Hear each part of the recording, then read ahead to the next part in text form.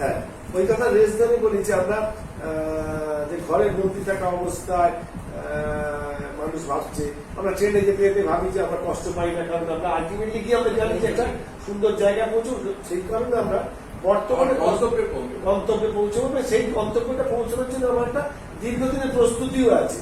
সুতরাং এই কষ্টটাকে মেনে নিয়েই চলছে এখন, সেই কারণে কষ্টটা হয় না। আচ্ছা, এই চলনটার ক্ষেত্রে কোথাও কি আমরা ডাকঘরের অমলকে আনতে পারি? হ্যাঁ, কিন্তু ডাকঘরের অমল তো বাইরেটাকে দেখছিল, তার কল্পনা দেখছিল এবং সে একটা বাইরে তৈরি করে নিয়েছিল। সেই জায়গা থেকে আমার যেটা মনে হয়, এই যে বাইরে তৈরি করে নেওয়া মানে কল্পনা, আমাদের যেটা সভ্যতার সবচেয়ে বড় অভিশাপ আমি বলবো, এটা আমাদের শিল্পের ক্ষেত্রে, ভিজুয়াল আর্টের ক্ষেত্রে হয়েছে, আমাদের নাটকের ক্ষেত্রে হয়েছে, চলচ্চিত্রে হয়েছে, যে কল্পনাকে আমরা ধ্বংস করি, কল্পনাকে আমরা হত্যা করি এবং আমরা একটা যান্ত্রিকতাকে সবসময় গুরুত্ব দিই, যেটা যে যান্ত্রিকতার মধ্যে একটা চেহারা তৈরি করছে, এমন একটা চেহারা তৈরি করছে, এমন একটা হিংসতাটা হচ্ছে। আমি বলতে চাইছি যে মানুষ কল্পনা করে কেন, মানুষ কল্পনাটা করে কারণ মানুষ স্বপ্ন দেখে কেন।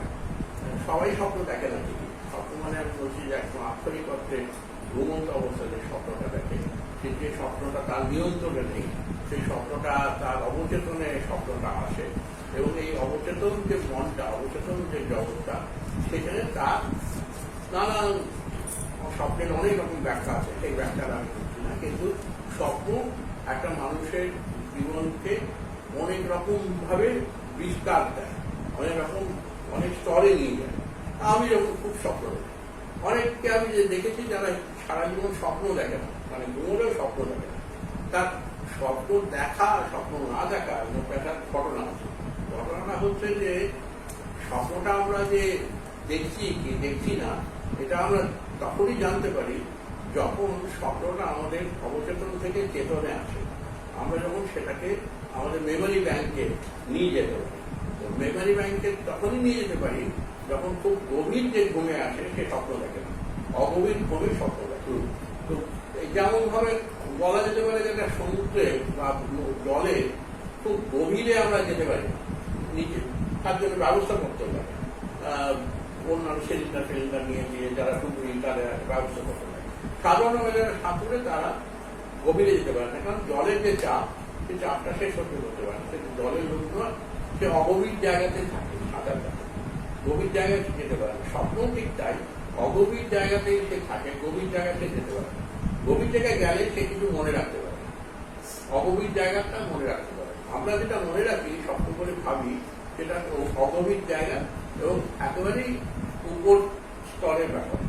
এই জায়গাটা, এই স্বপ্নটার মধ্যেও কিন্তু কল্পনা আসে, আমাদের না দেখা অনেক জিনিস ঘটনা ঘটে, আমাদের প্রত্যক্ষ অভিজ্ঞতার বাইরে গিয়ে অনেক জিনিস আমরা দেখতে পাই। এইটা শিল্পের, যে কোনো শিল্পের একটা বিজ্ঞান, শিল্পের একেবারে আদিতে এটা এই কল্পনার জগৎ। শিল্পী অনেক কিছু কল্পনা করতে পারে, কারণ শিল্পীর হাতে সেই স্বাধীনতাটুকু আছে। কল্পনা করে তার মধ্যে মরাল, এথিক্যাল সব প্রশ্ন আসে, কিন্তু আজকে এই কল্পনার জগৎটাকে বেশি উন্মোচিত করতে হবে। আমাদের জানালাগুলোর পাশে আমাকে বহু বছর আগে, 40-50 বছর আগে একজন শেষমান পত্রিকা এখানে আমার সাক্ষাৎকার নিচ্ছিল। তো সাক্ষাৎকার দিতে বলছিল, তাতে আপনি সব ভাবছেন কি করে, আপনি এগুলো করেন কি করে? কারণ আমার বাড়ির সামনে তখন এই ফ্ল্যাট বাড়ি ছিল না, বাড়ির সামনে জঙ্গল ছিল, তাহলে অ্যামাজন জঙ্গলটা আমার বাড়ির সামনে। অ্যামাজন না, অ্যামাজন দেখুন, আপনি দরজা দিয়ে কাজ দিয়ে দেখুন, অ্যামাজনের জঙ্গল। তাহলে এইটা যে আমি যে অ্যামাজন পৌঁছতে পারি আমার এই কল্পনা ভিড়ের মধ্যে বসে, তাহলে আমি অনেক জায়গায় যেতে পারি। আমি 18 সালে জাপানে ছিলাম, তো নানান কারণে আমি বেশি ঘুরতে পারতাম, তো ঘুরতে পারতাম না, কিন্তু আমার কল্পনায় 60 বছর ধরে জাপান চর্চা রয়েছে, জাপানের ভাবনা রয়েছে। আমি স্বপ্ন দেখতাম, ঘুমিয়ে পড়তাম, 10টার মধ্যে আমাদের ঘুমতো এবং সকালে ভোরবেলা উঠে যেতাম। 8টা থেকে আমি ছবি আঁকা শুরু করতাম, সন্ধ্যে 8টা অব্দি আমি ছবি আঁকতাম। এই কিসের ছবি আঁকতাম? আমি ছবি আঁকতাম আমি যে ঘুমিয়ে যে সব জাপানকে আমি দেখেছি, সেইটা তো একজন প্রশ্ন করতো এত পয়সা খরচা করে ওখানে ঘুমোতে গেলে আর স্বপ্ন দেখতে গেলে আমি তখন বললাম জানো তো আমার ধারণা যে স্বপ্ন খুব আকাশ স্পেসিফিক, সব আকাশে একরকম স্বপ্ন হয়। আমি আমেরিকায় গিয়ে যে স্বপ্নটা দেখি ঘুমিয়ে, সেটা আমেরিকায় দেখতে হয়, কারণ আমেরিকার আকাশের তলে দেখতে হয়। যেমন কলকাতার আকাশের তলে কলকাতার স্বপ্ন দেখতে হবে, জাপানের তলে জাপানের আকাশটা দরকার। আকাশটা পাওয়ার জন্য আমাকে এত পয়সা খরচা করে ওখানে যেতে হচ্ছে। এই আকাশ না পেলে আমি স্বপ্ন দেখতে হবে না, স্বপ্ন না নেওয়ার ছবিটা হবে না। তো এইগুলো সব বিচিত্র জিনিস আমাদের করতে হবে, এটা বিচিত্র ভাষায় কথা বলতে হবে। এবং এই এটা যে যারা শুনছে তারা ভাবছে এটা কি পাগলের পাল্লা করেছেন আপনারা সন্ধ্যেবেলা, পাগলের পাল্লা করতে হবে। আসলে মানুষ তো এমনি পাগল হচ্ছে, অকারণে পাগল হচ্ছে, যে ঘরবন্দি হয়ে পাগল পাগল লাগছে তার। কিন্তু সত্যিকারের পাগল, যেমন ভ্যান গঘ ছবি আঁকতো, লোকে প্রশ্ন করছিল পাগল বলে আঁকে না একে পাগল হয়। তো দুটোতেই করতে হবে, পাগল বলে আঁকতে হবে, একেও পাগল হতে হবে। আমাদের কাজটা করলেনই না কি করে, কানটা কেটে পাঠিয়ে দিয়ে আবার ভাবতে পারেন না, উপহার দেওয়া যেতে পারে কান কেটে। আসলে ওনার একটা ভ্যান গঘের একটা অসুখ ছিল, শারীরিক অসুখ ছিল। মানুষ সবাইকে সবল ভাবে, অসুস্থ ভাবে, এই কখনো ভাবে না যেটা একটা ক্রিয়েটিভ জগৎ, একটা শিল্পের জগৎ। মানে অসুস্থতা যে কত বড় শিল্প সৃষ্টি করতে পারে সেটা ভ্যান গঘ একটা প্রমাণ। ভ্যান গঘের একটা বিশেষ রোগ ছিল, যে রোগে ওকে কানের মধ্যে একটা শব্দ হতো এবং সেটা মাথার যন্ত্রণা তৈরি করতো, যেটা ওকে পাগল পাগল বলতো না। কিন্তু ওইটা ছিল বলে ও স্টারিনায় নামতে পেরেছে। ও যে ছবিটা এঁকেছে সেইটা এখন বিজ্ঞান বলে যে সত্যি সত্যি আজকে আমরা স্লো মোশনে ছবি তুললে ওই রকমই দেখায়। তো দেখলো কি করে, ওর কাছে তো টেলিস্কোপ নেই, যন্ত্রপাতি নেই, বিজ্ঞানের কোনো চর্চা নেই, দেখতে হচ্ছে ওই স্টেট অফ মাইন্ড। এই যে স্টেট অফ মাইন্ড আমাদের সবারই স্টেট অফ মাইন্ডে পড়তে হবে। আমাদের এরকম একটা কাল্পনিক জগৎ তৈরি করতে হবে। বদ্ধ ঘরে আমি যেমন অন্ধকারের ছবি, এখন লোকে বলবে যে ছবি তো সবসময় আলো দিয়ে হয়, আলোর জন্য হয়েছে, আলো ভ্যান গঘ, রেমব্রান্ডের আলো আঁকা, এই আপনাকে আলো করছে, ওর আলো, এত আলোর কাণ্ড কাটানো হচ্ছে, তুমি সেটা আলো সব বাদ দিয়ে দেবে। অন্ধকারের সুবিধা হচ্ছে অন্ধকার আমাদের যে জিনিসটা কেড়ে নেয়, মানুষের সবচেয়ে শত্রু যেটা, সেটা হচ্ছে বিচার ব্যবস্থা। খালি সুপ্রিম কোর্টের আমাদের যে মারা এখন সুপ্রিম কোর্টে বসে আছে তাদের কথা বলছে, বিচার ব্যবস্থাটা একটা চিরকাল সব মানুষের একটা ভাঁড়। কারণ বিচার ব্যবস্থা হচ্ছে শাসকের পক্ষে যাবে, দলিলের পক্ষে যাবে, আর যারা গরিব গুরু তাদের বিপক্ষে যাবে। এটাই স্বাভাবিক বিচার ব্যবস্থার কাজই, কারণ তারা টাকা পয়সা পায়। কিন্তু মানুষের মনের মধ্যে যে বিচার ব্যবস্থা রয়েছে, সুপ্রিম কোর্ট আছে, সেখানে তো এইসব ঘুষঘাস নেই, তাকে এমপি বানিয়ে দেবো, তাকে এই করে দেবো, সেসব তো নেই। সেই বিচার ব্যবস্থাটা হচ্ছে মানুষের কল্পনার শক্তি। কারণ আমরা যখন, আমি বলি যে সাহেবরা যখন আমাদের সেই ব্রিটিশাররা যখন আর্ট কলেজ বানিয়েছিল, তারা আর্ট কলেজের ছবি আঁকা শেখানোর আগে তাকে ছবি বলে সেটা শিখেছিল, সেটা কাজের ওদের ভাবনায় শিখেছিল, আগে বিচার ব্যবস্থা শিখেছিল, তারপরে ছবি আঁকা শিখেছিল। কারণ ছবি আঁকতে গেলে আমি ছবিটা আমার ঠিক হচ্ছে কি ভুল হচ্ছে সেটা কে ঠিক করবো, বিচার ব্যবস্থা ঠিক করবো। ও কে বিচারক করবো, শিল্পী নিজেই বিচারক। শিল্পীর মাথাটাকে যদি আগেই ওই হীরক রাজার দেশের মতো এর ঘরে ঢুকিয়ে দেওয়া যায়, করা যায়, তাহলে আর নিশ্চিন্ত। ও যা আসবে আমার কথাই তো বলবে, শাসকের কথাই তো বলবে, ভুলভাল কথাই তো বলবে, ঠিক কথা তো জানবে না কোনোদিন। কারণ আগে বিচার ব্যবস্থা শিখিয়ে দিয়েছে, সে লাইনটা টেনেই বলবে যে লাইনটা ভুল হয়ে গেছে, লাইনটা গন্ডগোলে, লাইনটা ঠিক করতে হবে। আমি এই বিচার ব্যবস্থা থেকে বাতিল করার জন্য অন্ধকারে চলে গেলাম। অন্ধকারে কি আমরা হালকা দেখছি, কখনো আলো দিয়ে ছবি আঁকছি, ঝামেলা খুব কম। আর রং তো এখন আমাদের হাতে নেই, সব রাজনৈতিক দল নিয়ে নিয়েছে, কেউ সবুজ নিয়ে নিয়েছে, কেউ লাল নিয়ে নিয়েছে, কেউ গেরুয়া নিয়ে নিয়েছে, সেই রঙে আগেই ওই দলের লোক।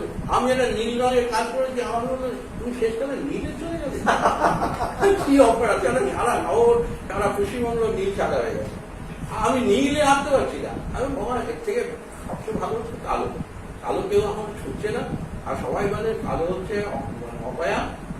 কিন্তু কেউ কোনো জিজ্ঞেস করলো না যে কালি তাহলে অপয়া, কালি তো মূর্তিমান অপয়া, কালি তো কালো। সে মূর্তিমান অপয়াকে আবার পুরো করছেন আপনারা, ফুল টুল দিচ্ছেন, বন্ধ করতেছেন, কালিকে ভিতরে সবাই ভয় পায়। যত থিম পুজো হয়, দুর্গা নিয়ে, সরস্বতী নিয়ে সবচেয়ে নেকটারজনক কাজ হয়। সরস্বতী কিন্তু মানে একদম মানে ছেলে খেলা করা হয় সরস্বতীকে, আর দুর্গাকে নিয়ে করা হচ্ছে, লক্ষ্মীকে নিয়ে করা হচ্ছে, কালীকে নিয়ে কেউ ঝামেলা হয় না, কেউ সবাই ভয় পায়, এই করোনার মতো ভয় পায় কালীকে নিয়ে। এই কালী খুব বিপজ্জনক, কারণ কালী, আর কালী হচ্ছে একমাত্র দেবী সারা পৃথিবীতে যত দেব দেবীর আছে সবাই দণ্ডায়মান স্থির, কালী হচ্ছে একমাত্র যার ডান পাটা এগিয়ে আছে, অস্থির। কারণ কাল অস্থির, কাল তো থাকে না স্থির, সেই জন্য কাল কালো, কালী কালো এবং অস্থির। আমাদের এই ঘরের মধ্যে অস্থির হয়ে উঠতে হবে, সবাইকে বুদ্ধিমান কালী হয়ে উঠতে হবে। মানে যে জেন্ডার চেঞ্জ করতে আমি বলছি না, সবাইকে জেন্ডার চেঞ্জ করতে হবে এবং মানে ঋতুপর্ণ হতে হবে এটা আমি বলছি না, কিন্তু মানে ভাবতে হবে। যেমন আমাদের বৈষ্ণব পরবরী আছে রাধা ভাব আছে, বাউলরা খুব অভ্যাস করে রাধা ভাব। রাধা ভাব মানে কি, একটা অর্ধনারীশ্বর তো আমাদের দেশেই ভাব না, একটা পুরুষের মধ্যে নারী আছে, নারীর মধ্যে পুরুষ আছে।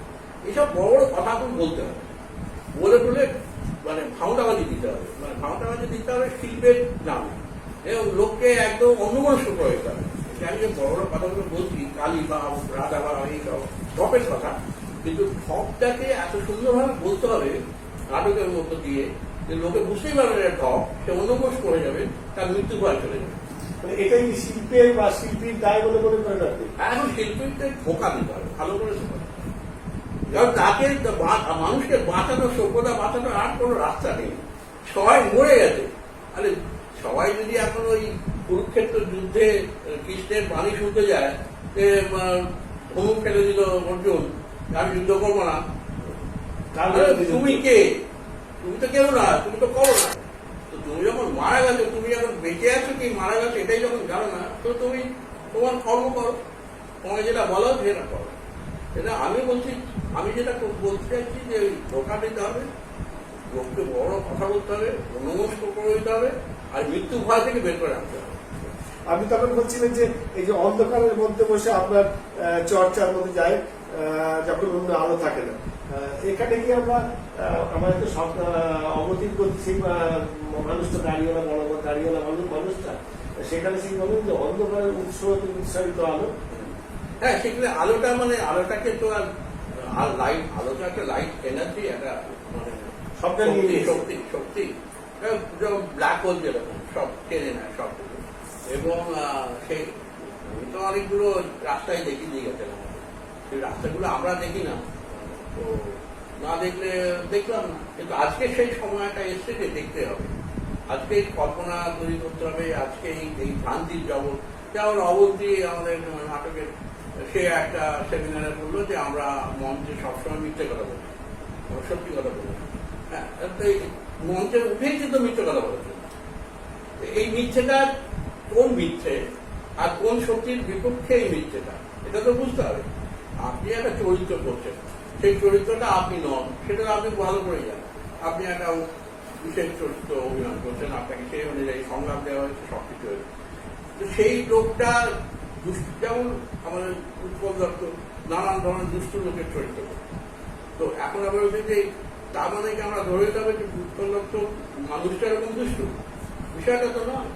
দুষ্ট লোকের যে সমস্ত লক্ষণগুলো আছে, সেই লক্ষণগুলো, ভাবগুলো উনি প্রকাশ করতে বোঝানোর জন্য দুষ্ট লোক এরকম হয়। তো সেই জন্য মঞ্চের সংলাপ মিথ্যে কি সত্যি এটা বড় কথা নয়। মঞ্চের সংলাপটা হচ্ছে সত্যি জ্ঞানে, মিথ্যেও হোক আর সত্যি হোক, সত্যি জ্ঞানে বলতে হবে। আমাকে বিশ্বাস করতে হবে আমি চরিত্রটা এরকম, এমন একটা বিশ্বাসে নিয়ে যেতে হবে যে লোকে দুটো ছড়ে কাকে মারে, দর্শক দুটো ছড়ে মেরেছে যে মানে সহ্য করতে পারছে না লোকটা। তো এরকম আমার একটা ঘটনা ঘটছে, আমার নিজের জীবনে দেখা। আমরা একটা নাটক করেছিলাম, কল্যাণী নাটক চর্চা করে, সেই নাটকটি নাম কিশোরের মেয়ে। সেই নাটক, এই নাটকটার ঘটনা হচ্ছে যে কিশোর, সেখানে গৌতম হালদার ডাক্তারের ভূমিকায় করে এবং ডাক্তার এই মেয়েটিকে ধর্ষণ করেছিল। একটা বিশেষ ধর্ষণ করেছেন, যখন ধর্ষণ করতো তো ওরা তখন চোখটা বেঁধে রাখতো, চোখটা বেঁধে ধর্ষণ করতো। তো তো এই মেয়েটি ও একটা বাজনা বাজাবে, ওটা শীষ দিয়ে আলোচনা। ঠিক না, একটা মিউজিক্যাল পিস বাজাবে, সেইটা বাজিয়ে ও এই ব্যাপারটা করতো। ওর একটা এটা একটা ডাক্তারি পরীক্ষার একটা অঙ্গ, এবং তারপরে সে ধর্ষণটা করতো। ধর্ষণ করারও একটা পদ্ধতি ছিল। শেষ পর্যন্ত এই মেয়েটি ওকে বারবার বলছে যে তুমি তাহলে একটা স্বীকার করো যে তুমি সেই ধর্ষণটা, এই কিছুতেই স্বীকার করবে না। আমাদের দর্শক ভেবে উঠতে পারছেন না যে মেয়েটা কেন এত, ও তো বলছে যে ও করেনি, কেন বারবার বারবার বারবার বারবার অধৈর্য হয়ে যাচ্ছে দর্শক। আর ওরও ধৈর্য পরীক্ষা চলছে। করতে করতে করতে করতে একটা সময় ডাক্তার ভেঙে পড়ে। ডাক্তার তখন বলতে শুরু করে যে ওর পরীক্ষাটা কি ছিল, কেন এরকম করছিল এবং কি করতো। এটা যখন বলছে মঞ্চে এত বাস্তব জড়িত হয়ে উঠেছে যে একজন দর্শক, আমরা 10 বছর ধরে নাটকটা করছি, একটা দর্শক চেঁচিয়ে উঠে বলছে বন্ধ করুন এই নাটক, এই সহ্য করা যাচ্ছে না, এই সমস্ত কথা আমরা নিতে পারছি না। তো একটা লোক সে তো জানেই যে এটা একটা অভিনয়, সে তো জানেই যে এটা একটা সংলাপ, সে তো জানেই যে দর্শক ঐচিত্র হয়নি বা এইসব তো বিচারে চলছে না, এখানে একটা বাদানুবাদ চলছে। একটি মেয়ে, তার হাজবেন্ড রয়েছে, তার উপস্থিতিতে সে তখন একটা বিশেষ, সে তখন একটা মানে হাজবেন্ড তখন একটা বিচারকের জায়গায় চলে, সে একটা কমিশনের মাথায় রয়েছে। সেই অবস্থায় এই জবানবন্দিতে তাকে দিয়ে পাচ্ছে ডাক্তার। তো এই ডাক্তার যখন বলছে, ব্যাখ্যা করছে, গৌতমের অভিনয় এমন জায়গায় পৌঁছেছে যে দর্শক মানে উত্তেজিত হয়ে গেছে এবং বন্ধ করতে বলছে না। তার মানে ভালো কি খারাপের প্রশ্ন না, প্রশ্নটা হচ্ছে কতটা মনোযোগ দিয়ে কাজটা করলে এরকম জায়গায় পৌঁছানো যায়। এই মিথ্যে হোক সত্যি হোক বিশ্বাসযোগ্য করতো, সেটা তো ও সেই জায়গায় বিশ্বাসটা করছে। গৌতম তো যখন ওই জায়গায় করছে, যেমন ওই নাটকে যখন আমরা প্রথম কাজ শুরু করি তখন আমি বলেছিলাম যে এইখানে গৌতম তো নানারকম কাণ্ড কারখানা করে মঞ্চের মধ্যে। তো আমি বলেছিলাম যে গৌতমকে আমরা একটা জায়গায় মুখ হাত পা সব বেঁধে দেবো, চেয়ারের সঙ্গে যখন এই কাজটা করা হচ্ছে, যখন রিহার্সাল করা হচ্ছে, আমি জানতাম যে ও একটা কাণ্ড করবে। ওই চেয়ারটা যখন বেঁধে দেওয়া হবে তখন ও নিজেকে একটা সেই বেঁধে দেওয়া সিংহের মতো ও নিজে একটা কিছু কাণ্ড করবে।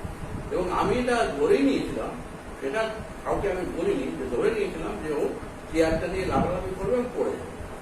আর চেয়ারে যে কোনো মানুষ পড়ে যেতে পারে কিন্তু উঠতে পারবে না, ওকে তো কেউ সাহায্য করবে না ওঠার জন্য, নাটকের এই অনুযায়ী ওকে কেউ সাহায্য করবে না। এবং ও পড়ে গেলে ওর এইখানে কাঁধটা আঘাত পেতে পারে এবং খুব ইনজিওর হতে পারে। আমি সেই জন্য চেয়ারটাকে বানিয়েছিলাম একটু এইভাবে চেষ্টা করে বাড়তি রেখেছিলাম, যাতে চেয়ারের কোনাটা গিয়ে যেতে করে ওর কাঁধে যেন না হয়। এটা আমার ডিজাইনের ছিল প্রথম থেকে। এবং পরে আমি বলেছিলাম তুমি এই কাজটা করো না, পারবে না করতে, কারণ এটা পড়ে গেলে আর তোমার কেউ তুলে দেবে না, হাত পা মুখ সব ভালো তো। যাই হোক, শেষকালে ওই লাফালাফিটা করতো, পড়ে যেত না। খুব বেশি লাফালে কি হয়, উল্টে যেতে পারে, উল্টে যেত না। চেয়ারটা সেভাবে বানানো হয়েছিল হাতটা নিতে পারে এবং ওই কাণ্ডটা করতে পারে। এমন হচ্ছে যে এইটা আমি বুঝছি কি করে, আমি কি করে ধরে নিচ্ছি যে গৌতম এরকম একটা কাণ্ড করতে পারে। কারণ আমার অভিজ্ঞতা, আমার দেখা, আমার চর্চা, সেটাকে নিয়ে সবাইকে সেই চর্চাটা করতে হবে। রিহার্সাল এখানে যারা মঞ্চ করে তারা রিহার্সাল থাকে না, তারা স্ক্রিপ্ট করে না, তারা এই চর্চাটার মধ্যে থাকে না। আমি যে ডকুমেন্ট করি, আমি যে নাটক যখন রিহার্সাল শুরু হয়, রিহার্সালের প্রথম দিন থেকে আমি ছবি আঁকতে শুরু করি।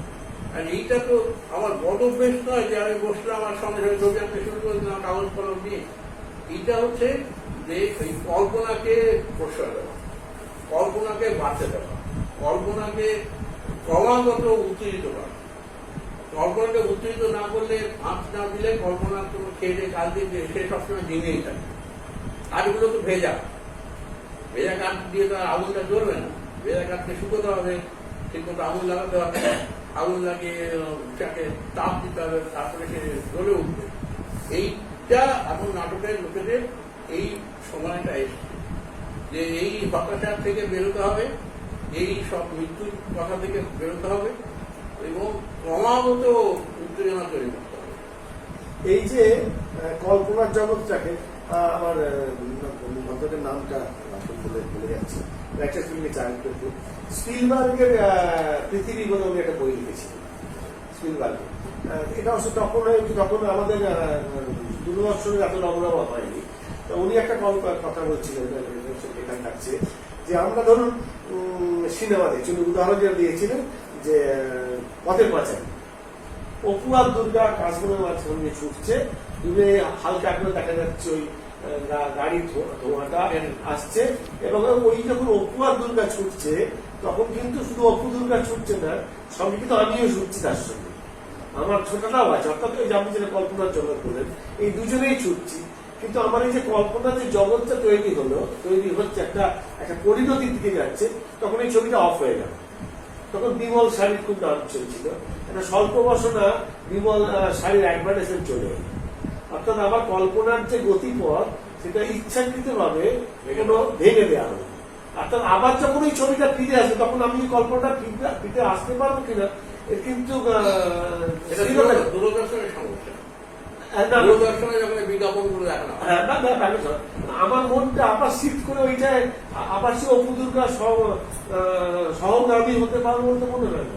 অর্থাৎ আমাদের এই কল্পনার জগৎটাকে বারবার এখনকার মিডিয়ার জগৎ, যেমন এই কথা আমি সন্ত্রাস কথাটা একটু আগে বলেছিলাম, এখনকার জেনারেশনের মধ্যে একটা পাবজি বলে একটা খেলা খুব চালু হয়েছে। পার একটা সময় ছিল যেখানে তাকে এনকারেজ করা হচ্ছে একজনকে মারতে হয়। আগে আমাদের ছোটবেলা, আমি বলছি না যে আমাদের সময়টা সবটাই ভালো ছিল, এখন সবটা খারাপ, তা বলছি না, কিন্তু যে রাস্তায় হাঁটিয়ে দেওয়া হচ্ছে আর কি, যে প্রতি মুহূর্ত থেকে বলা হচ্ছে একটা বাইকের রেস, তাতে একটা অপশন দেওয়া আছে এই বাটনটা টিপলে লাফি ছুড়ে পাশের বাইকটা কিন্তু ফেলে দেওয়া যাবে। আমি গতিতে ওটা হারাবো না, আমি অসৎ উপায় অবলম্বন এবং মজা দেখুন, এর একটা ফল পেতে পারি কিন্তু আমরা কেরলে যে হাতিটাকে আমরা ভীষণ সময় মেরে ফেলি। না, এখানে আমার হচ্ছে যে যেহেতু আমরা যদি এই বিকল্প মানে এই কল্পনার বিকল্পকে যদি গুরুত্ব দিই, তাহলে এটাও গুরুত্ব দেবো যে যখন ওই বিমল শাড়ির বিজ্ঞাপন আসছে তখন এই নতুন জেনারেশন পজ মোড শিখতে হবে, যে তখন তার কল্পনাটাকেও পজ মোডে দিয়ে দেবে। পজ মোডে দিয়ে কল্পনা তখন থেকে আছে, আবার বিমল শাড়ি চলে গেলে আবার পজ মোড খুলে দেবে, কারণ ভাষা পাল্টা যাবে। আগেকার প্রাচীন ভাষা থাকলে তো হবে না, এটা বিমল শাড়ি দেখাবে, কেন দেখাবে বিমল শাড়ি? বিমল শাড়ি ওই উপদ্রোগাকে দেখাচ্ছে। বিমল শাড়ি পয়সাটা না দিলে, টেলিকাস্টের পয়সাটা না দিলে ওই উপদ্রোগাও দেখা যাবে। এটা হচ্ছে বাস্তবতা। ওই টাকাটা দিচ্ছে বলে ওই টেলিকাস্ট টাইমটা ও কিনে নিয়েছে বলে ওর প্রেফারেন্স হচ্ছে ওরকম খুব একটা ক্লাইম্যাক্সে একটা লোক খুন উঠে যাচ্ছে, তখন বিমল শাড়ি। তাহলে কি করতে হবে? আমার কাউন্টার ব্যবস্থা করতে হবে। কাউন্টারটা ব্যবস্থা কি করতে হবে? আমি ওটা দেখার সময় পজ মোডে চলে যাবো। আমি কি করি? আমি সাউন্ডটাকে অফ করে দিই, মিউট করে দিই। এই বিজ্ঞাপন হয় মিউট। বিজ্ঞাপন তো খুব কেজিয়ে কথা হয়। সাধারণভাবে অন্য যে ছবিটা চলে তার যে সাউন্ড লেভেল করা হয়, আর এর সাউন্ড লেভেলটা বাড়ানো থাকে সবসময়, যাতে ওটা কানে গিয়ে ধাক্কা লাগে। ও যেমন কানে ধাক্কা লাগার জন্য বাড়ি রেখেছে, আমার হাতে রিমোট আছে, আমি তখন রিমোটে মিউট করে দিলাম। যেই আবার বিজ্ঞাপন শেষ হয়ে গেলে আমার মিউটটাকে অফ করে দিলাম। এই পদ্ধতিটা আমার নিতে হবে। এই শিল্পের তো কাজ হচ্ছে নানা রকম কায়দা করে গেরিলা পদ্ধতিতে ধোকাবাজি করে ঢুকে পড়তে হবে। ধোকা দেওয়ার জন্য নয়, সত্যটা আবিষ্কার করার জন্য ধোকাটাকে ব্যবহার করতে হবে। তার মানে তাতে এটা তো সত্যি, আমরা যেমন শিল্পীর দায় হিসেবে খুব কথা বলি, এটা মানে আমি একটা জায়গায় খুব জিজ্ঞেস করেছিলাম, শিল্পীর দায় যে কোনো ঘটনা ঘটলে আমরা আগে জানতে চাই কোট আনকোট শব্দটা তো এখন তো অশ্লীল অর্থে ব্যবহার করা হয়, বুদ্ধিজীবী শব্দটা তো খুব অশ্লীল অর্থে গালাগাল অর্থে ব্যবহার করা হয়। তা সেই অর্থ ধরে নিয়ে বাদ দিয়ে বলছি, আমি সদর্থে বলছি আর কি। তার প্রতিক্রিয়া জানতে চাই, কিন্তু সেখানে সে আপনি তার ছবি আঁকলেন, একটা গান লিখলো, নাটক করলো, এটা তো আমি করলাম, দর্শক বা শ্রোতার দায় কি? না, মূল সমস্যাটা তো হচ্ছে যে আমি যেটা করছি এটাকে আমি খুব একটা সমর্থন করি এই জন্যে তো কোনো একটা ঘটনাকে আমি আমার মতো করে আরোপ করছি। এই জন্যে করছি যে দর্শকের মধ্যে চেতনাটা আনা করছি, বিষয়টা জানানোর জন্য করছি। এবার এই ক্ষেত্রে তো আমি নানা রকম কল্পনার জল মেশাচ্ছি, তো কল্পনার জল মিশিয়ে তো তাকে আরো ভ্রান্তির দিকে নিয়ে চলে যাচ্ছি। তার মধ্যে যে জায়গাটা সে প্রতিবাদটা করে উঠতে পারতো, আমাকে ব্যবহার করা হচ্ছে সে প্রতিবাদটাকে একটু হালকা করে দেওয়া হচ্ছে, হ্যাঁ, একটু কমিয়ে দেওয়া হচ্ছে, ভলিউমটা কমিয়ে দেওয়া। প্রতিবাদ বলতে চেঁচাচ্ছে, একটু ভলিউমটা কমিয়ে দেওয়া। আর্টিস্টের কাজ হচ্ছে একটু ভলিউম কমিয়ে দেওয়া হচ্ছে। তো এইভাবে আর্টিস্টদের ব্যবহার করা হয়। পাঠকরা তো সবসময় যা দুষ্কর্ম করে তার জন্য আর্টিস্টদের ভাড়া করে। আগে যখন নবরত্ন ছিল সেখানে আর্টিস্টদের ভাড়া করতো, গান বাজনার লোকেদের ভাড়া করতো, সব কিছু করতো। শাসকরা সবসময় জনবিরোধী হবে, এটা নিয়ে কোনো চিন্তা করে লাভ নেই, এটা ভেবে কোনো লাভ নেই। আর জনগণের কাজ হবে এই বিষয়টা সারাক্ষণ খুঁজিয়ে যাওয়া শাসক, এবং তার জন্য শিল্পীরা যে এই একটা ব্যবস্থা শিকার হয়েছে, যে শিকারে শিল্পীরা সবসময় তাল দিয়ে এসছে, সেই তালটা শিল্পীদের সচেতন হতে হবে। তালটা ঠিক দিচ্ছে কিনা, কোথায় কি ঘটনা ঘটছে, সেই ঘটনার তার মধ্যে ঠিক মতো প্রতিক্রিয়া হচ্ছে কিনা। গর্ণিকা আঁকার সময় পিকাসো তো আর স্পেনে যাননি, স্পেনে গিয়ে তো উনি দেখেননি যে কিভাবে বাচ্চাগুলো অত হাজার হাজার মহিলা শিশু মারা গেছে, সেগুলো দেখেননি। উনি খবর কাগজের ছবি দেখেছেন, খবর কাগজের ছবি দেখেছেন, এবং স্পেন সম্বন্ধে ওনার যেহেতু নিজের স্প্যানিশ, এবং সেই সম্বন্ধে তারা আবেগ আছে, এবং ফ্যাসিজমকে উনি জানতেন, এবং তার বিরুদ্ধে উনি প্রতিবাদ করবেন। এবং সেটা কোথায় করছেন? এটা করছেন একটা ইন্ডাস্ট্রিয়াল ফেয়ারে করছেন, একটা পাবলিক জায়গা, একটা শিল্প মেলা হচ্ছে। শিল্প মেলায় ওই রকম ধরনের কাজ করার পরিবেশই না, পরিস্থিতি না। শিল্পমেলা হয় শিল্পের নামে কেনা বেচা। মেলা তো কেনা বেচার জায়গা, ইন্ডাস্ট্রিয়াল ফেয়ার মানে কেনা বেচার জায়গা, ব্যবসার জায়গা।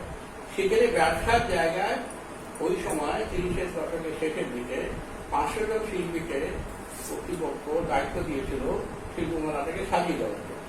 একমাত্র কাজ পিকাসো, আর আমি অনেক কাজ দেখেছি ইউরোপে সেই সময়টা, সবাই একটা ডেকোরেটিভ অলঙ্করণ করেছিল, পিকাসো একমাত্র যে প্রতিবাদ করেছিল।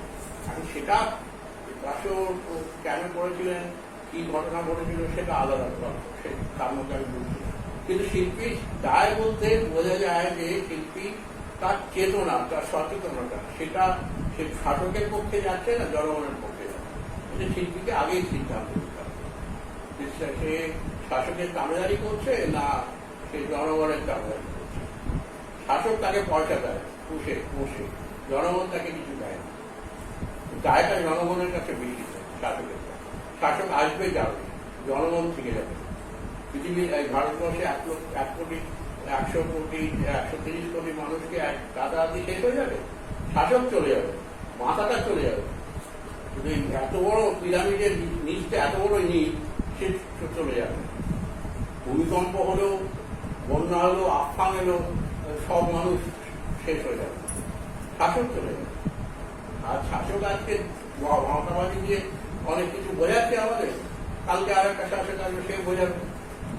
এত বড় জনগণের যে বেস, যে ফাউন্ডেশন, সে চলে যাবে। অর্থাৎ দায়টা আমাদের জনগণের কাছে, শাসকের কাছে না, এটা বুঝতে হবে। কি মানে আপনার ওখানে ব্যবহার করেনি, যদিও তার শঙ্কর ঘোষের কবিতার একটা জায়গায় ব্যবহার করেছিলেন যে একটু বসায় নড়ুন, ভিতর থেকে নড়ুন, চাপ সৃষ্টি করুন, চাপ সৃষ্টি করুন।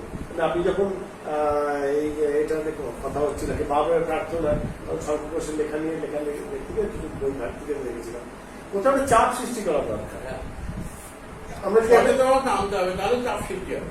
আমাকে বুঝতে হবে কেন চাপ সৃষ্টি করবো, আর তার জন্য আমার উপরে নানা রকম অত্যাচার আসতে পারে, নানান কিছু হতে পারে, নানান ভাবে আমাদের জেলবন্দি করতে পারে, অনেক কিছু করতে পারে, সেটা মেনেই নিতে হবে। এই চাপ সৃষ্টি করার ক্ষেত্রে একজন শিল্পী যেমন থাকবে, তেমনি আমার জনগণ, যাদের জন্য আমি হয়তো আপনি হয়তো একটা আঁকলেন বা কেউ গান লিখলো বা কবিতা করলো বা লিখলো, এই দুটোর তো কোথাও মেলবন্ধন হওয়া দরকার, একটা যৌথতা। যে কথাটা আপনি ওখানে লিখেছিলেন আর কি বাবার প্রার্থনাতে, আমরা আজ আর বেশি কথা বলি না, যৌথতায় বেড়ে উঠি না হাত ধরে, পরিসর স্পেস ছেড়ে দিই না বিচরণের আশা। আর একটা মানে আমাকে যতক্ষণ না আমি একটা ক্ষুদ্র পরিসর নিজেকে বেঁধে ফেলতে পারছি ততক্ষণ যেন আমার কি মুক্তির আশাটা বা মুক্তির ইচ্ছেটাও কি শিল্পীর অনেক কমে গেছে নাকি? না, এখানে যেখানে হয়েছে যে করোনাটা একটা এমন একটা অস্ত্র, দ্বিতীয় মহাযুদ্ধে কি হয়েছিল, একটা বোমা ফেলা হয়েছিল হিরোশিমা নাগাসাকি, এটা একটা পরমাণু বোমা ফেলা হয়েছিল। এখানে একটা পরমাণু বোমাই ফেলা হয়েছে, যেটাকে ওটাকে দেখা যাচ্ছিল মাশরুম ক্লাউড তৈরি হয়েছিল, এখানে কিছু দেখা যাচ্ছে, এটাই সুবিধে, একে দেখা যাচ্ছে এবং দেখা যাচ্ছে না, এবং মনের মধ্যে অবিশ্বাস, আমি আপনাকে অবিশ্বাস করছি, আপনি আমাকে অবিশ্বাস করছেন। আমরা যে বসে কথা বলছি আমরা ভাবছি একজন করোনা মৃত্যুর সঙ্গে বসে কথা বলছি, এই ভাবনা থেকে বেরিয়ে আসতে হবে। এবং আরেকটা জায়গা হচ্ছে আমাদেরকে বারবার বলা হচ্ছে যে ডিস্টেন্স করো, দূরে থাকো দূরে থাকো, যত বেশি দূরে থাকবে তত বেশি তাকে শাসন করা, তাকে আঘাত করা সুবিধা হবে। যত সে জোট বাঁধবে, চিরকাল তো জোট বাঁধার কথা বলা হচ্ছে, হাতে হাত দেওয়ার কথা বলা হচ্ছে, আর এখন বলা হচ্ছে হাতে গায়ে হাতই দেবে না, দিলেই করোনা হবে। আর একটা সময় গিয়ে আমরা তো মৃত্যুকে জয় করেছি, আমরা তো এত বছর বেঁচে থাকি, 70-80 বছর বাঁচি, 90 বছর, কেউ 100 বছরও বাঁচে, কেউ অল্প বছর মারা যেতে পারে, সেটা আলাদা কথা। কিন্তু এত বছর বাঁচছে, সে তো মৃত্যুর সঙ্গে লড়াই করে বাঁচছে, তাকে তো প্রতি মুহূর্তে নিঃশ্বাস দিতে হচ্ছে, নিঃশ্বাস প্রশ্বাস এই প্রক্রিয়ার মধ্যে তাকে দিতে হচ্ছে। যে কোনো সময় হতে পারে একটা বুড়ো লোক ছিল, সে নিঃশ্বাস নিল আর ছাড়তে ভুলে গেল। এই যে ছাড়তে ভুলে যাওয়া, সে তো জানো না যে ছাড়তে ভুলে গেছে এবং মারা গেছে। এইটা তাকে সবসময় সচেতন করে রাখতে হবে। নিঃশ্বাস নিচ্ছে যখন ছাড়ছে, নিঃশ্বাস প্রশ্বাসে আমাদের ছবি আমরা নাটক করা সবই নিঃশ্বাস প্রশ্বাস। এই নিঃশ্বাস প্রশ্বাসকে বিশ্বাস করতে হবে, নিজের উপরে বিশ্বাসটা ফিরে আসতে হবে, নিজের শরীরের উপরে বিশ্বাস তৈরি করতে হবে, এবং নিজের শরীরে বিশ্বাস করলে নিজের মনের উপর বিশ্বাস করা যাবে। আর তখন এই শাসকের ভাওতাবাজি, করোনার ভাওতাবাজি, কে করোনা করে আমি জানি না, কার এই আবিষ্কার তা আমি জানি না, প্রাকৃতিক কি অপ্রাকৃতিক তা আমার জানা যায় না। কিন্তু এটা আমি জেনে গেছি, এটা হচ্ছে আমাদেরকে বিচ্ছিন্ন করে দেওয়া, আমাকে মৃত্যু ভয়ে দেখানো, এবং একটা চুক্তি নিতাম না আমরা ছোটবেলায় যে মারবো না, কিন্তু আমরা একটা ভাব করলাম যে মারবো, যে মার খেতে যাচ্ছে আগে ভয় পেয়ে গেল, মারটাও খেলো না, কিন্তু ভয়টা পেয়ে গেল, চুক্তি দিচ্ছে। এই সব বড় বড় রাষ্ট্রনেতারা আছে, তারা এটা বসে বসে আগে প্ল্যান করেছে যে চুক্তি দেবো আর মজাটা দেবো, মালটা কামাবো। সব বড় লোকগুলো কোটি কোটি টাকা বানাচ্ছে, কোথা থেকে বানাচ্ছে? কারণ নেট হচ্ছে, আর নেটের মানে জিও ফিও সব এই আম্বানি ফাম্বানি সবাই তো বানাচ্ছে, এর তো অসুবিধা হচ্ছে না। এরা একটা ভয় আছে যে বানাচ্ছি টাকা খেতে পাবো তো, টাকাটা তো আর সুইস ব্যাংকে পাঠায় যাচ্ছে, তার আগে যদি করোনা আমাকে মেরে দেয়, এই ভয়টা আছে। যেমন আমাদের ভয় আছে, ওদের এই ভয়টা দিতে হবে, চুক্তিটা ওদের দিতে হবে। টাকার বানাচ্ছি তো কাল তো মরে যেতে পারে। আমরা শেষের দিকে এসেছি, আর একটা শব্দ নিয়ে আমার ব্যক্তিগতভাবে খুব আপত্তি আছে, আপনার কাজটা শুনতে হবে, সেটা সোশ্যাল ডিস্টেন্সিং। নয় সোশ্যাল ডিস্টেন্সিং, এটা ফিজিক্যাল ডিস্টেন্সিং মানে হওয়া উচিত। যদি আমরা সময়ের কথা বলি, এই শব্দ বন্ধটা সম্পর্কে যেমন পরিযায়ী শব্দটা আমার আপত্তি, একদমই আপত্তি আছে। পরিযায়ী বলে কিছু হয় না, সব মানুষই চিরকালই পৃথিবীতে পরিযায়ী। পরিযায়ী সব তাহলে পরিযায়ী পাখি সাইবেরিয়া থেকে আসে, এটা আবার ফিরে যায়, সেরকম আমরা আমাদের জায়গা থেকে যাই, ফিরে আসি। ঘটনাটা হচ্ছে যে এইটা একটা রাজনৈতিক ভাষ্য, রাজনৈতিক সংজ্ঞা, এটা বুঝতে হবে যেটা এর মধ্যে রাজনীতি আছে এবং গভীর রাজনীতি আছে। আমি এখন রাজনৈতিক আলোচনার মধ্যে ঢুকছি না, কিন্তু এটা বুঝে নিতে হবে যে এটা রাজনৈতিক ভাষ্য, রাজনৈতিক, এবং এই যে সোশ্যাল ডিস্টেন্সিং, এটা একটা রাজনৈতিক কথা। রাজনীতি মানে খালি দলবাজি আর এই রংবাজি নয়, রাজনীতির মাঝে রাজনীতির কাজই হচ্ছে এক ধরনের ভ্রান্তি তৈরি করা, যে ভ্রান্তিটা লোকে ভ্রান্তি হিসেবে দেখবে না, সেটা গ্রহণযোগ্যতা নিয়ে দেখবে। সোশ্যাল ডিস্টেন্সিং কথাটাও এসছে এই জায়গা থেকে। আমরা তো সমাজ অরণ্যকে বলা যায় যেটা অরণ্য, আমরা তো জঙ্গলে হাত দিলে কোথায় হাত দিলে? গাছে হাত দিতে, জঙ্গলে আমরা হাত দিতে পারি? জঙ্গলটা অনেকগুলো গাছ মিলে একটা জঙ্গল, হাততে দিলে একটা গাছে দিতে হবে। সেজন্য আমরা যদি সমাজকে বলতে যাই, একটা মানুষকে বলতে হবে, নারী পুরুষ আর সমকামী আর যাই হোক, একটা মানুষকে বলতে হবে, জীবিত লোককে বলতে হবে, তাহলে তো সমাজকে বলা যাবে। সমাজকে দেখা যায় না, যেমন রাষ্ট্রকে দেখা যায় না। এত বড় একটা ধোকাবাজ জিনিস তাকে দেখাই যাবে চোখে। তাকে বলতে হবে রাষ্ট্র কি, রাষ্ট্রকে কেরম দেখতে, ভালো না মোটা, রোগা না কি, তার সেক্স কি, বলা যায় না। সেরকম পুরোটা একটা ধোকাবাজি। ধোকাবাজির সুবিধা হচ্ছে কেউ যদি আমাকে ধোকা দেয়, আমি একটা রাস্তা বের করে আমি একটা কাউন্টার ধোকা দেবো। আমারও একটা ওইরকম কাউন্টার ধোকা তৈরি করতে হবে। নাটকে হোক, ছবিতে হোক, গানে হোক, কাউন্টার ধোকা তৈরি করতে হবে। কারণ আমাদের ধোকা দিচ্ছে, আমরাও ধোকা দেবো। তুমিও বুঝতে পারবে না যে আমি তোমাকে ধোকা দিচ্ছি। কারণ রাষ্ট্রের এত বুদ্ধি নেই। আমাদের যতটা বুদ্ধি আছে না, রাষ্ট্রের এত বুদ্ধি নেই। কারণ রাষ্ট্রের সমস্যা হচ্ছে, রাষ্ট্রের উপরে সবচেয়ে বড় চাপ হচ্ছে ক্ষমতার চাপ। তাকে সারাক্ষণ ক্ষমতা দখল, চেয়ার রাখতে হবে। আমি আমার একটা ছাত্রকে বলেছিলাম, দেখ তোকে তুই রাজা বানিয়ে দিই, তারপরে তুই একটা মুকুট পরিয়ে দিলাম। রাজা মুকুট পরে কি করবে? পটি করতে যেতে হবে, মুকুটটা পরে যাবে, কুমোতে যেতে হবে, মুকুটটা পরে যাবে। তাহলে কি করতে হবে? মুকুটকে রাখতে হলে তাকে সিংহাসনে বসতে হবে। সিংহাসনে কি করে? চুপ করে বসতে হবে। রাষ্ট্রের কাজ হচ্ছে ওই মুকুট করে সিংহাসনে বসতে হবে। এটা পটিও করতে পারছে না, ঘুমোতেও পারছে না, সে সেক্স করতে পারছে না, কিছুই করতে পারছে না। দুঃখ কিসে যায়? এবার ত্যাজিয়ে সোনার প্রতি রাজা মাঠে করবে তো, রাজা মাঠে নেমে যদি হাওয়া খায়। মুকুট পরে দিচ্ছি আমি। আমরা অনেক রকম রাস্তায় ঘুরেছি এবং আপনার সঙ্গে কথা বলেছি। অনেকগুলো দিক উন্মোচিত হয়েছে, যেগুলো আমরা করোনাকালীন সময় অনেক কথাগুলো আমরা শুনতে পাইনি অনেকের মানুষের কাছে। এর জন্য আপনার কাছে ধন্যবাদ এবং আমাদের কৃতজ্ঞতা। শেষ করে যেতে পারবো হাতের তালুতে তুলে নেবো আমলকি একদিন আমরা, আর এই ওকে বলবো হাওয়ায় হাওয়ায় দেখো, এই হলো আমাদের পৃথিবী। তো সেই ভালো আশা নিয়ে আমরা আজকের অনুষ্ঠান শেষ করছি। বাক্সা প্রাপ্ত নাট্যজনের তরফ থেকে আমাদের দাদাকে অসংখ্য অসংখ্য ধন্যবাদ যে আমাদের সঙ্গে দেখেছেন। আপনারা যারা এতক্ষণ দেখেছেন তাদের অসংখ্য ধন্যবাদ। ভালো থাকুন, সুন্দর থাকুন, সুস্থ থাকুন। শুভরাত্রি।